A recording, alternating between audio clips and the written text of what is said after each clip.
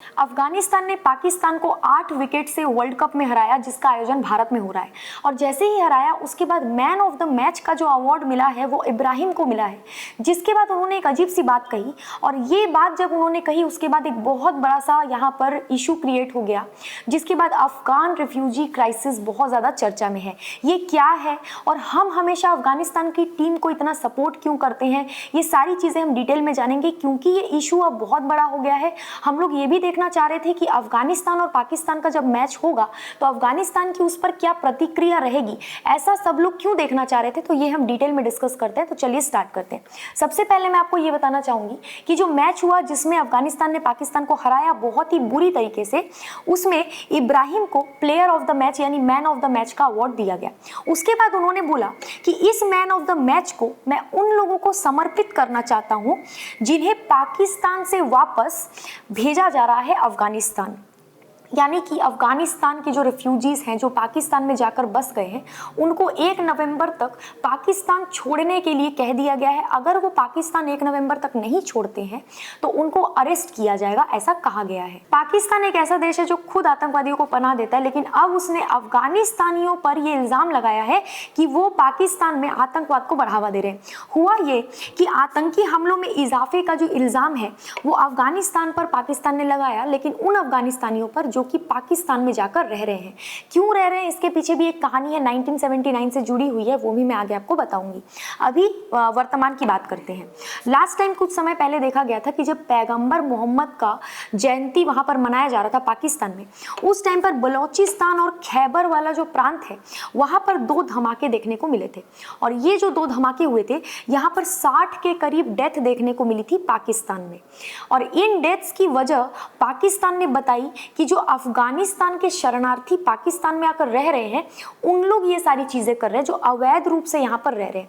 और जैसे ही ये धमाके हुए, इतनी सारी डेथ पाकिस्तान में हुई, उन्होंने डायरेक्टली ये बोल दिया कि 1 नवंबर तक जितने भी रिफ्यूजीज अवैध रूप से पाकिस्तान में रह रहे हैं अफगानिस्तान के, वो ये देश छोड़ दें। अगर वो नहीं छोड़ते हैं तो उनकी प्रॉपर्टी भी जब्त कर ली जाएगी, साथ में उनको गिरफ्तार भी कर लिया जाएगा या फिर उनको जबरदस्ती यहाँ से अफगानिस्तान भेज दिया जाएगा। देखिए, भारत की तरह पाकिस्तान में भी अलग अलग देशों से आकर शरणार्थी रह रहे हैं।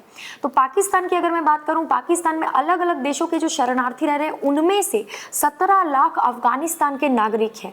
और इन्हीं के लिए यहाँ पर पाकिस्तान की कार्यवाहक सरकार जो अभी है उसके होम मिनिस्टर सरफराज बुख्ती ने ये बोला है प्रेस कॉन्फ्रेंस में कि प्रवासी जो हैं, जो अफगानिस्तान के प्रवासी हैं इलीगल, वो अक्टूबर तक रिटर्न चले जाएं, यानी अक्टूबर के लास्ट तक या 1 नवंबर डेडलाइन है, नहीं तो अरेस्ट किया जाएगा और संपत्ति को जब्त किया जाएगा। इसके बाद तालिबान से भी प्रतिक्रिया आई, यूएसए से भी प्रतिक्रिया आई। यूएसए ने बोला कि पाकिस्तान का जो कहना है कि अफगानिस्तान के शरणार्थियों को वापस भेज रहे हैं या अरेस्ट करेंगे, उस पर एक बार पुनर्विचार करना चाहिए, नहीं तो वो कहाँ जाएंगे, वो कहाँ रहेंगे। तालिबान ने भी पुनर्विचार करने को बोला है पाकिस्तान को उसके इस फैसले पर। और यही कारण रहा कि जो 1 नवंबर का डेडलाइन पाकिस्तान ने दिया और कई हजारों लोगों को पाकिस्तान ने निकाल भी दिया अभी हाल ही में, इसको लेकर यहाँ पर इब्राहिम जो कि क्रिकेट टीम के हैं, अफगानिस्तान क्रिकेट टीम के, जिनको मैन ऑफ द मैच का अवार्ड मिला, उन्होंने अवार्ड लेने के बाद इस अवार्ड को समर्पित किया अफगानिस्तान के लोगों को, साथ ही अफगानिस्तान के शरणार्थियों को। और जैसे ही समर्पित किया तो ये सारा जो कंट्रोवर्सी है ये सामने खुलकर आया है। अब हम बात करेंगे कि ये सब आखिर शुरू कब से हुआ। इसकी शुरुआत होती है 1979 में, जब यूएसएसआर ने अफगानिस्तान पर हमला कर दिया, यानी अटैक कर दिया कब्जा करने के लिए। और उसके बाद जान बचाने के लिए, आपको पता होगा जब भी किसी देश के ऊपर किसी दूसरे देश का हमला होता है तो उस देश के जो लोग होते हैं वो अपनी जान बचाने के लिए अलग अलग देशों में भागते हैं। ये हमने यूक्रेन के केस में भी देखा। इसी तरीके से जब अफगानिस्तान पर यूएसएसआर ने हमला किया तो अफगानिस्तान के भी जो अफगानी लोग थे वो भी दूसरे देशों में शरण लेने के लिए भागने लगे, और उनको सबसे पास जो देश दिखा वो पाकिस्तान दिखा। सबसे आसानी से वो पाकिस्तान के अंदर ही एंटर कर रहे थे, जिसके बाद यहाँ पर 50 लाख लोगों ने देश छोड़ा था, अफगानिस्तान छोड़ा था। और ज़्यादातर जो थे वो अलग अलग देशों में तो भागे ही, लेकिन उनमें से ज़्यादातर जो मेजॉरिटी में लोग थे वो पाकिस्तान चले गए। ये 1979 में ये विस्थापन हुआ था। उसके बाद जो है तालिबान का कब्जा हुआ, फिर यूएस गया, फिर तालिबान आया, अब तो तालिबान का ही राज है। दूसरा विस्थापन देखने को मिला सन 2021 में, जब तालिबान ने अफगानिस्तान पर कब्जा कर लिया, जो कब्जा अभी तक हम देख रहे हैं। यहाँ पर कहा जा रहा है, यूनाइटेड नेशन के द्वारा जो आंकड़ा दिया गया उसमें यूनाइटेड नेशन ने बोला है कि शुरू से लेकर अभी तक यानी 1979 से लेकर अभी तक में टोटल 80 लाख से ज़्यादा लोग अफगानिस्तान से देश छोड़कर दूसरे देशों में जा चुके हैं।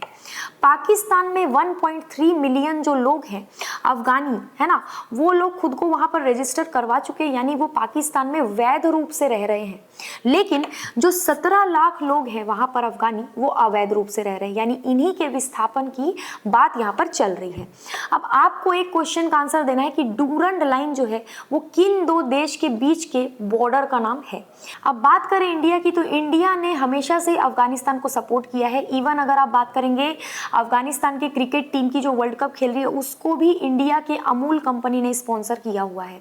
साथ ही जब अफगानिस्तान के पास अपना स्टेडियम नहीं था मैच की प्रैक्टिस करने के लिए, उस समय भी वो भारत के स्टेडियम में प्रैक्टिस करते थे। मतलब शुरू से ही अफगानिस्तान को इंडिया का सपोर्ट रहा है और जब भी हमने देखा है ऐसा कोई भी कंट्रोवर्सी तो भारत ने हमेशा अफगानिस्तान का ही साथ दिया है। इसीलिए जब अफगानिस्तान ने पाकिस्तान को बहुत बुरी तरीके से मैच में हराया हाल ही में 8 विकेट के साथ, तभी भी हमने अफगानिस्तान के लिए बहुत ज़्यादा खुशी भी जाहिर की थी। तो हाल ही में जो भी क्राइसिस हुआ है, जो भी कंट्रोवर्सी हुई है, आई होप आपको समझ में आ गया होगा अफगान रिफ्यूजी क्राइसिस कहाँ से शुरू हुआ और कहाँ पर ख़त्म होने वाला है। ये सारी चीज़ें हमने डिटेल में डिस्कस किया है। फिर भी अगर आपको कोई डाउट या कन्फ्यूजन हो तो आप मुझे कमेंट बॉक्स में पूछ सकते हैं। वीडियो को लाइक करेंगे, चैनल को सब्सक्राइब करेंगे और वीडियो को ज़्यादा से ज़्यादा शेयर करेंगे। Thank you so much.